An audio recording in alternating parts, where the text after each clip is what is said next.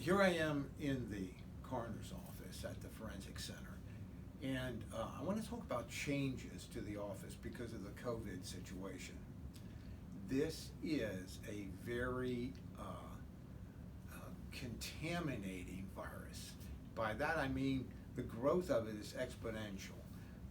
This is because part of the time you have many people who are not symptomatic at all but carry the virus.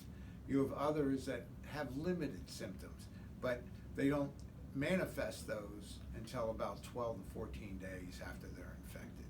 So again, more contamination. So you could look at it as a little different from influenza in that it is much easier to spread it through air, through touch. It can be on surfaces, and it can last for days even on surfaces, from 3 to 6 days on plastic and stainless steel, not so much on cardboard, paper, and things like that. So it means a big change for us. And then we have to follow the changes in this county of those of the state and the federal government, and the different guidelines we have to try to conform to. We were somewhat unprepared for this to happen as far as supplies, almost in every state and nationally too, even in the CDC, because it's one of those things where, well, that's the last place the money's going to go. But now we see how important it is. So I think we're going to learn a lot of lessons here. This affects not just the office, because right now we have deputies working 21 hours a day, because we were down one who had the COVID virus, and he had to be quarantined. He's been brought back now, but we're still working longer shifts. We're 2 people down, and I believe maybe even 3. So it's been very tough on the personnel here, and I consider them to be really courageous heroes too, because they're not sitting at home. They're going out and they're investigating deaths. Now those deaths can be natural, accidental, they can be suicide or homicide. But we had a homicide yesterday, and a young man was shot, and we had to do an autopsy on him. We still haven't got the test results back yet. So that means he could have been COVID positive. Our main focus was how he got shot and obtaining the evidence. But it's difficult, really difficult to manage without some sort of ability to say, well, maybe the person is COVID, so we have to treat everybody at this point as a COVID death.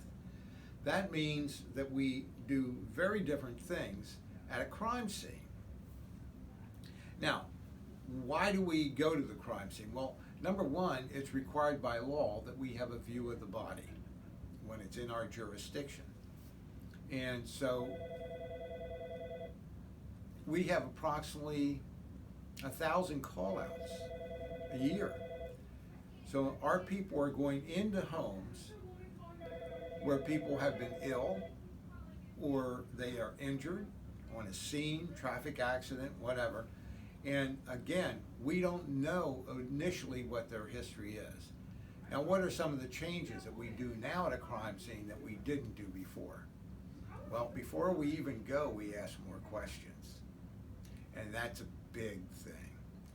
Has the person who has been deceased, do any of the family members recognize any symptoms they might have had? Shortness or pain in the chest, problems with breathing, loss of taste and smell, a fever, continuous fever. So these are all elements we ask now. We want to know whether that deceased had been out of the country, and whether there are other people in the house that are COVID positive, have been treated for it, that type of thing. So as you can tell from the phone, we're busy, busy, busy. And it doesn't stop, so we can't stay at home. Those deputies go out, and when they roll now, we have to assume that there's a high possibility that there could be a COVID death, especially if those questions are answered in a way that it would indicate there's an opening or a possibility for that death. So when they go to the scene, we now all wear masks, we all wear gloves, we all wear shoe covers, and if we have a really strong suspicion, we'll also have gowns on. Even the body bag has changed. It's a thicker military grade body bag that we know will not break open, that we can, and then we double bag. But before we even move the body, we cover the body and we put a mask on the body, because when you move their thoracic area, they can exhale and again contaminate things. So those procedures are very difficult. Now the problem with testing right now is that we won't get a test on the serum COVID test for 3, 4, 5 days. If you put a body in refrigeration, unlike bacteria, this virus doesn't die. And we're assuming that even after 72 hours, we still have viable virus in that body. That's how the operation itself of autopsy can be dangerous. And it exceeds that. There are some saying even after 14 days, there's still viable virus. Even within that range, we just can't wait that long. You can imagine just keeping bodies for 14 days, pretty soon you're out of refrigeration space altogether, and people need quick answers, especially on crime scenes and that type of thing. So it has changed a lot. So what would be the greatest thing for us? The greatest thing for us would be presumptive testing. The Abbott test, or tests very similar to that. That's an ELISA test, I believe. But I do know this much of it. We can use it as a presumptive test right at the scene, or as soon as we get back to the lab, and within 10 to 15 minutes with this type of testing, we can have our answers. And it'll tell us whether we have antigen or antibodies for the COVID. Now this is really important.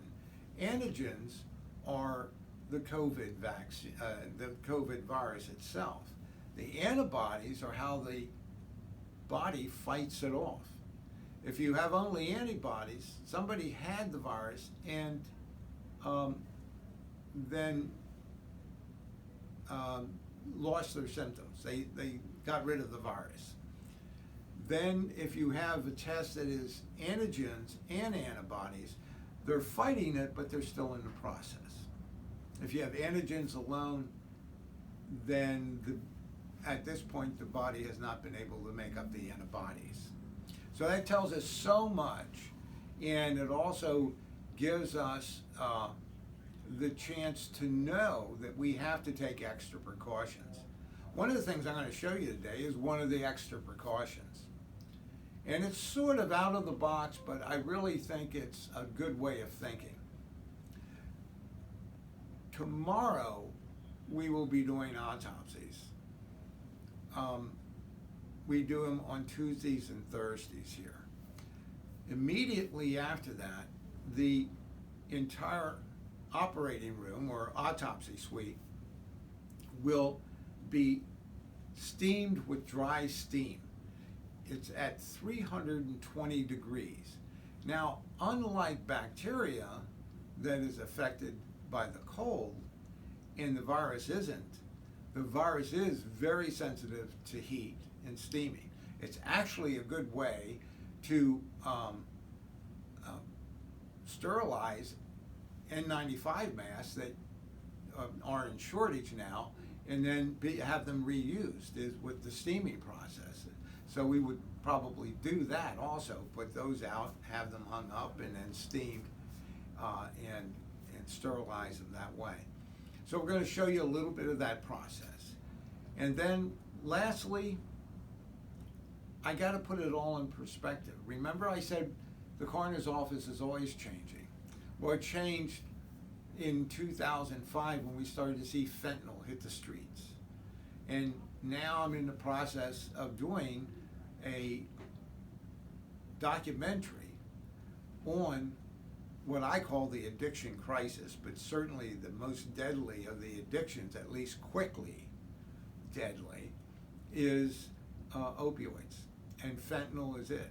So to put in perspective, we've written out about 7 or 8 this week fentanyl and drug overdoses as compared to no COVID cases.